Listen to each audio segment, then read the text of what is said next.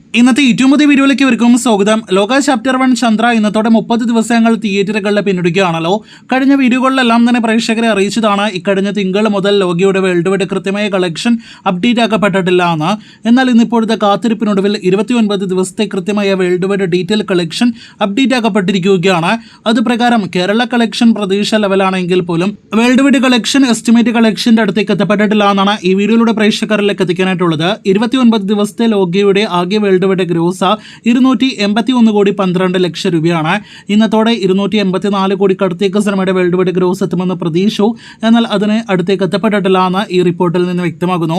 അപ്പോൾ ലോകയുടെ 29 ദിവസത്തെ world wide collection 281 കോടി 12 ലക്ഷം രൂപയാണ്. ഇനി Kerala rest of India world wide detail കളക്ഷനിലേക്ക് വരികയാണെങ്കിൽ കേരളത്തിൽ 107 കോടി 96 ലക്ഷം രൂപയാണ് സിനിമയുടെ 29 ദിവസത്തെ കളക്ഷൻ. ഇന്നലെ 65 ലക്ഷം ആയിരുന്നു സിനിമയ്ക്ക് കേരളത്തിൽ കളക്ഷൻ വന്നത്.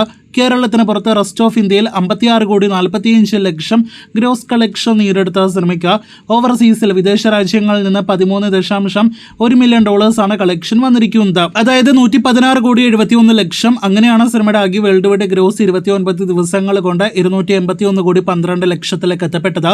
ഓവർസീസിലും റെസ്റ്റ് ഓഫ് ഇന്ത്യയിലും ഏറെക്കുറെ സിനിമയുടെ റണ്ണ് അവസാന ഘട്ടത്തിലേക്ക് എത്തപ്പെട്ടു എന്ന് ഈ റിപ്പോർട്ടിൽ നിന്ന് വ്യക്തമാകുന്നു. ഇനി ലോകിക്ക് അടുത്ത ദിവസങ്ങളിലെ പ്രധാനപ്പെട്ട കളക്ഷൻ എല്ലാം തന്നെ വരുന്നത് കേരള ബോക്സ് ഓഫീസിലാണ്. അപ്പോൾ കേരളത്തിലെ കളക്ഷൻ ആവേശത്തോടെ അറിയുവാനായിട്ട് കാത്തിരിക്കൂ. ഇതിനിടയിൽ കേരളത്തിലെ അടുത്ത 10 ദിവസത്തെ അവധി ദിവസങ്ങളെ കുറിച്ചുള്ള റിപ്പോർട്ടുകൾ പുറത്തു വരുമ്പോൾ ഇന്ന് നമ്മുടെ കേരള സർക്കാർ പൂജാവധി പ്രമാണിച്ച് ഒരു ദിവസം കൂടി അവധി പ്രഖ്യാപിച്ചതോടെ 3 ദിവസം പൂജാവധി ലോകിക്ക് കേരളത്തിലെ തിയേറ്ററുകളിൽ ലഭ്യമാകുന്നു.